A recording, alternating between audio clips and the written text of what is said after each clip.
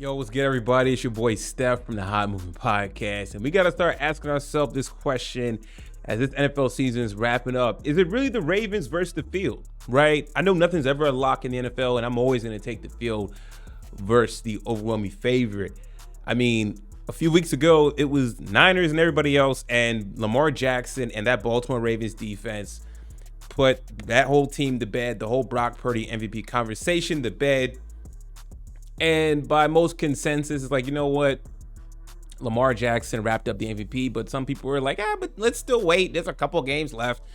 I didn't need to see enough. Okay, Lamar Jackson has been the ultimate difference maker this season. Clearly, he's been the ultimate weapon for the Baltimore Ravens and the most deadliest weapon in the NFL, better than Tyreek Hill. Okay, I know Tyreek Hill will get MVP considerations, as he should. He's had a historic season. But I mean, Lamar Jackson today, 5 touchdowns, 321 yards, no interceptions.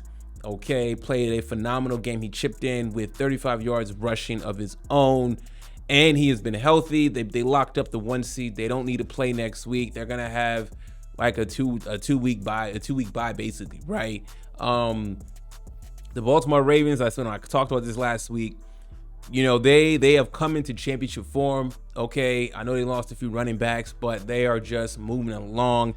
As a Steelers fan, I've always respected the Ravens, even though they are a fierce rival of ours. The Baltimore Ravens are a respected franchise, right?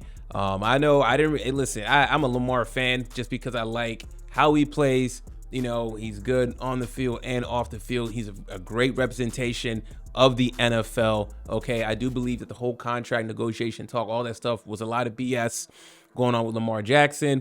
Okay, I'm glad he got his money. I think he could have gotten a little bit more, but he's happy, so good. He got that security and is paying dividends for the Ravens this season. Currently, we will see going forward in the postseason if they can cap this off or make it to a AFC Championship game or Super Bowl. A lot of pressure is going to be on Lamar Jackson because now he is looking like that ultimate superstar. He is the featured quarterback of these NFL playoffs. And what is Lamar Jackson and the Baltimore Ravens going to do about it? But I mean, they laid waste to the Miami Dolphins, another team with championship aspirations. However, they're another team that struggled to beat good teams. They barely squeaked by beating Dallas.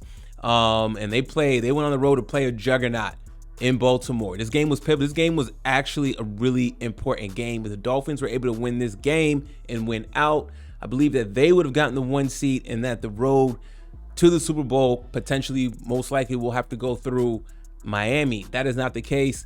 All right, they're going to have to go on that beltway in the 95 in the East Coast and then in the Baltimore area, man. And got to play Lamar Jackson and crew. Good luck. I mean, look, every time the Baltimore, listen, first of all, Lamar Jackson being 20, I know this is an AFC team, but incredible that Lamar Jackson is 21 against the NFC. Okay, so if the Ravens do make it out to the Super Bowl, good luck to any NFC team, right? I'll say this is an off the wall topic. LA Rams, if the LA Rams somehow found a way to navigate that NFC and make it to the Super Bowl, I like a Rams Super Bowl matchup. It was a great game when they faced up. I would love to see these two teams again. I just think that they match up better against the Ravens than the 49ers do against the Ravens, right? That's just wild take. Whatever, it's out there in La La Land. It's all good, I know. But for Lamar Jackson, he definitely wrapped up the MVP. I didn't need this game to see that.